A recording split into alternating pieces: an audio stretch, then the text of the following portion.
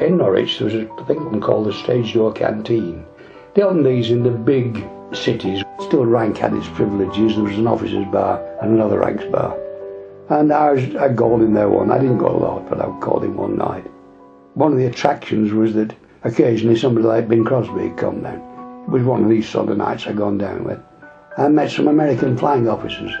And I got chatting to these lads. There were 3, maybe 4 of them. They'd never been to a British Army unit at all. And I said, look, come and have dinner in our mess. And but when we sat down for dinner, after dinner the port was passed around the table anti-clockwise, and we drank the port and drank the port after dinner. So they said to me, come and have dinner with our camp, you'll find it different. So a couple of nights later I went up to Horshamson Fair. So I went in, got from these lads eventually.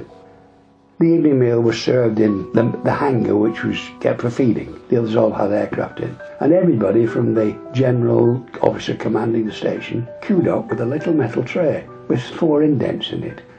The soup in that, vegetables in that, the meat in this, and the pudding in that. And sat down where you could find a seat and ate it. You could be sitting next to the general, you could be sitting next to one of the mechanics, you don't know. Entirely different from what you go in the British Army. They said Glenn Miller's coming. So I went, and Flying Fortresses and Liberators were in the way. They cleared them out of anger, put a stage up, and Glenn Miller appeared on the stage. And no women on the station, all male. And there was colour segregation as well. The black members of the units did not mix with the white members of the unit. But Glenn Miller started playing, and these GIs began to jive with each other. You've never seen anything like it in your life. My God, he made the war, did that. There were hundreds and hundreds of them in this hangar, jiving together to Glenn Miller. I mean, it's the sort of thing that you dream about, is it?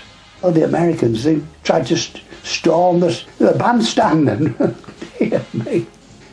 But while I was there, one of these lads said, have you ever been in an aeroplane? I said, I haven't, no. He said, well, look, come with us.